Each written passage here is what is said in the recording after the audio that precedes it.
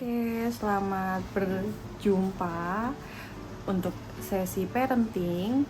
Dan kali ini aku mau cerita tentang pengalaman pribadiku dan juga keluarga kecilku. Kenapa aku pengen cerita? Karena masih banyak orang yang lebih ke menggampangkan tumbuh kembang anak. Nanti juga ujung-ujungnya nanti bisa sendiri kok gitu. Kalau enggak nanti anakmu atau anakku juga bakal bisa ketika sudah waktunya. Tapi sudah waktunya kapan gitu ya. Tapi ngomong-ngomong soal itu, soal tentang parenting, kali ini aku mau bahas tentang speech delay. Dan ini kemarin sempat aku posting ya di Instagram aku di @ekichan_. Dan aku ngeposting satu foto di mana si Gibran, anak aku yang umurnya 3 tahun 5 bulan, itu dia tuh udah lulus terapi wicara. Terapi wicara apa sih? Oke, nanti bakal kita bahas satu-satu ya. Dan by the way, kalau misalnya kamu nih, para ibu atau moms atau bunda yang merasa kalau anakku di umur 20 bulan belum bisa ngomong, belum ada kosakata, belum ada atau mengucap satu kata, wah itu warning banget bun atau moms atau ibu ya. Jadi kemarin aku sempat di umurnya Gibran ke 20 bulan malah, itu aku mulai mencari-cari sebenarnya ini anak kok nggak bisa bicara ya, kok nggak bisa mengucapkan kata-kata atau kosakata gitu ya, sama seperti teman-teman sebayanya dia. Aku searching dong dari Instagram, yaitu aku ngacu ke satu akun yang ilmunya tentang parenting dan ngebahas tentang speech delay, dan itu klinik tumbuh kembang yang ada di Jakarta, yaitu VG Clinic. Dan aku mulai concern, apa sih itu speech delay, apa sih, dan apa penyebabnya, dan juga gimana caranya untuk nih anak bisa lancar bicara gitu ya. Jadi aku tahu melek tentang speech delay itu dari akunnya VG Clinic. Aku baca postingannya, terus aku sharing sama suami aku. Nih anak udah 20 bulan kok belum bisa ngomong ibu, bapak gitu ya. Jadi di 20 bulan tuh anak aku si Gibran hanya bisa ngomong nenen, maem. Hanya itu. Sempat sih kepikiran orang tua aku ya, ataupun tetangga aku bilang nanti juga bakal ngomong sendiri. Pada akhirnya bakal ngomong sendiri. What? Segampang itu kah? Ataukah harus ada treatment khusus untuk bisa anakku tuh bisa langsung lancar bicara? Dan dari 20 bulan itu aku dan suami rasanya tuh sedih banget. Ini anak salah di mana? Aku harus bagaimana? Terus kok kenapa bisa seperti ini gitu? Mengular dari umurnya si Gibran itu, dia lahir itu sebelum pandemi, yaitu sekitar 25 Desember 2018, dan itu awal-awal pandemi itu di tahun 2019 awal kalau nggak salah ya, bulan 2020 malah 2020 dia kepentok sama COVID. Jadi dia nggak keluar dari rumah, dia pure main di rumah. Jadi mau nggak mau aku cari hiburan buat dia, yaitu dengan nyalain YouTube di TV gitu ya, handphone gitu ya, YouTube tentang lagu-lagu bahasa Inggris gitu ya. Jadi awal mulanya dari itu. Jadi ketika aku jadi ini dia Gibran baru bangun tidur. Nangis ya nyariin ibu ya. Iya.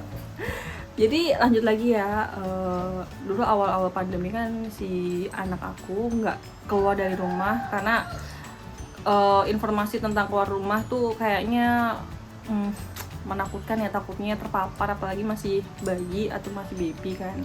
akhirnya aku kasih hiburan ya, nonton YouTube, nonton lagu-lagu di handphone ataupun di TV aku nyalain gitu ya. Nah dari itu dia suka banget animasi yang apa ya, buatan luar negeri, kayak channel YouTube-nya apa Cocomelon. Iya, Cocomelon seneng banget.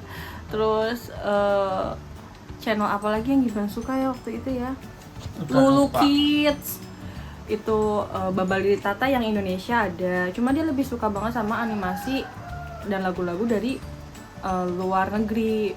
Jadi otomatis dia itu terpapar sama bahasa Inggris, dan kesehariannya aku dan suamiku itu dan juga Putih kakungnya Gibran itu ngomongnya bahasa Indonesia dan bahasa Jawa. Alhasil dia bingung bahasa gitu ya.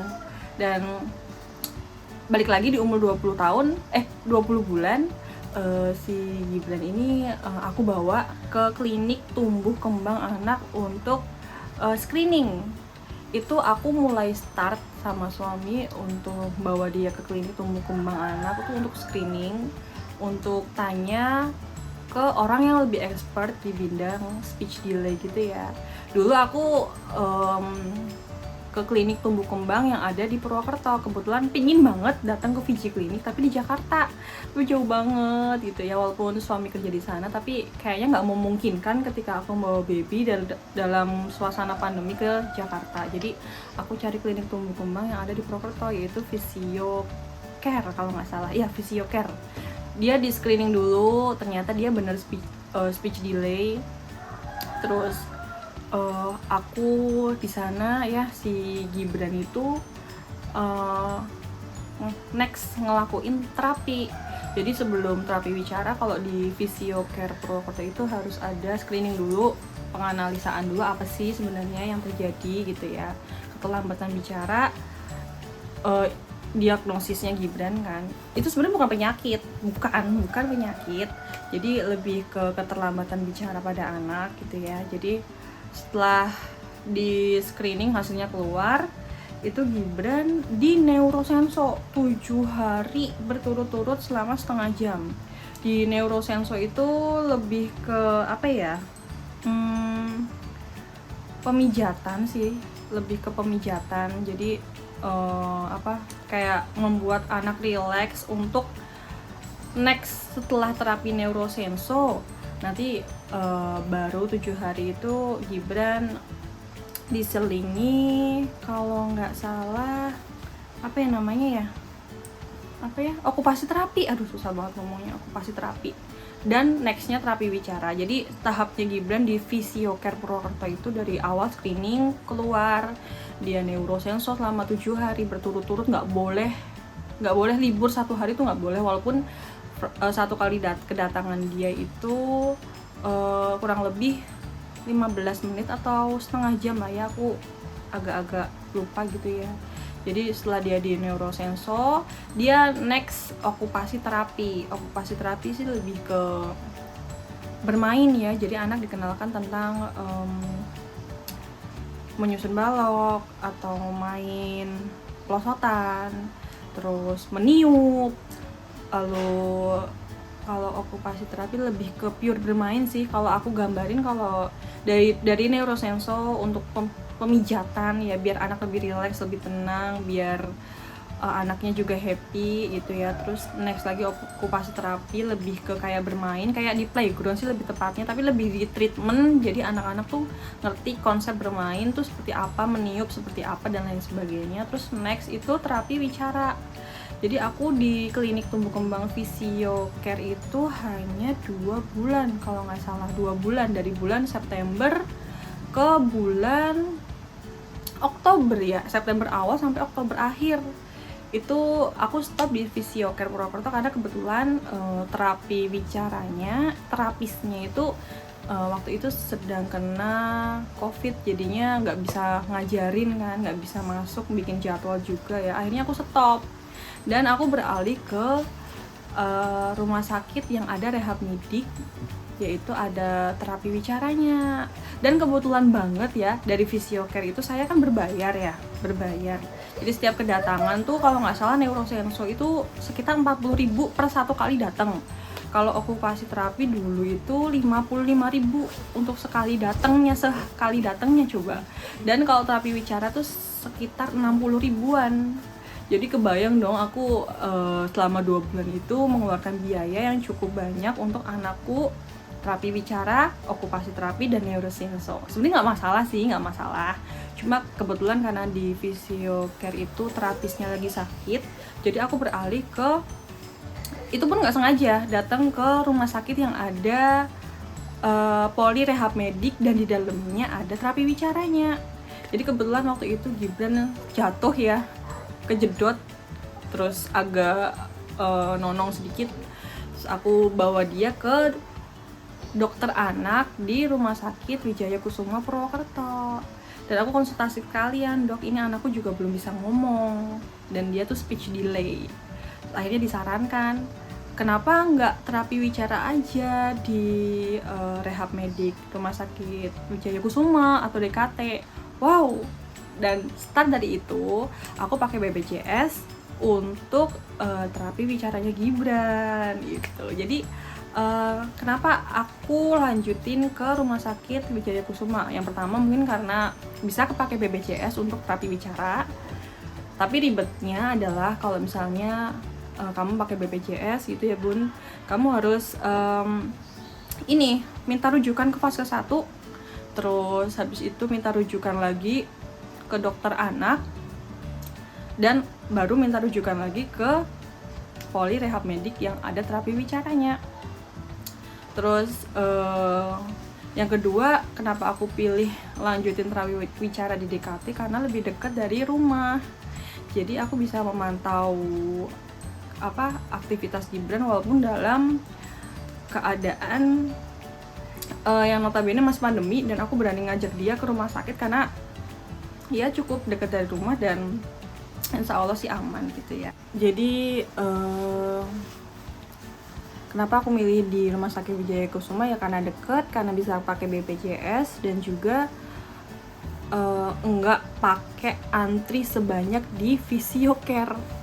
Jadi sedikit pengalaman juga ya ketika aku ngajak anakku Gibran ke Physiocare, itu banyak banget anak-anak yang butuh terapi atau okupasi terapi, dan aku cukup beruntung ya karena anakku itu hanya speech delay, hanya kenapa harus kata hanya jadi aku masih bersyukur karena dia speech delay dan bisa diterapi. Beda kalau misalnya anak kita yang takutnya ataupun dikhawatirkan punya ADHD gitu ya, atau dan lain sebagainya gitu ya. Tapi aku beruntung dan masih bisa bersyukur untuk menenangi diri walaupun aku dalam keadaan sedih. Ini bisa nggak ya disembuhin walaupun ini bukan penyakit gitu ya. Jadi intinya aku setelah dari Physiocare ke Rumah Sakit Wijaya Kusuma, dan next sampai kurang lebih hampir 1,5 tahun Gibran terapi bicara di Rumah Sakit Wijaya Kusuma. Udah ada peningkatan, udah ada perkembangan, dan juga udah dievaluasi, dan pastinya udah lebih bagus, ada peningkatan dibandingkan jika aku nggak ngelakuin terapi bicara untuk anakku gitu ya. Dan sempat juga sebelum terapi bicara gitu ya, ada sesi yang namanya tes BERA, tes pendengaran. Aku disaranin sama dokter rehab medik ya di Rumah Sakit Wijaya Kusuma untuk memastikan apakah pendengaran Gibran itu baik-baik saja gitu ya. Jadi harus dites BERA gitu ya. Dan kebetulan di tes BERA kali ini hanya bisa dilakukan di rumah sakit tertentu. Dan kalau di Purwokerto itu di Rumah Sakit Margono. Dan kalau di kota kayak Jogja di Sarjito ya kalau nggak salah ya. Pokoknya rumah sakit besar memiliki alat untuk tes BERA, dan kebetulan kalau di Purwokerto itu adanya di Rumah Sakit Margono. Dan kebetulan aku daftarin Gibran tes Bera. Nanti aku juga bakal cerita tes Bera apa sih, terus ngapain aja di dalamnya. Wah, aku bakal cerita tentang itu. Tapi seenggaknya aku mau sharing tentang pengalaman aku jadi seorang ibu ya, dan pernah mengalami kesulitan dimana anak tuh jadinya speech delay. Dan juga alhamdulillah sekarang sudah ada perkembangan real, bener-bener real. Dan juga Gibran udah saya masukkan ke PAUD untuk bersosialisasi dan berinteraksi dengan teman-teman sebayanya. Nanti di sesi selanjutnya aku bakal cerita tentang lebih dalam gimana sih tentang neurosenso, okupasi terapi, dan juga terapi bicara. Oke, terima kasih untuk sesi parenting, ngobrol seputar tentang speech delay buat Anda nih bunda yang merasa wah kayaknya sama nih dengan kasus anakku gitu ya. Boleh deh sharing bareng di komen boleh, ataupun kalau mau nge-DM di Instagram aku juga boleh di @eki_chan_. Nanti kita sharing bareng seputar tentang speech delay. Oke? Terima kasih.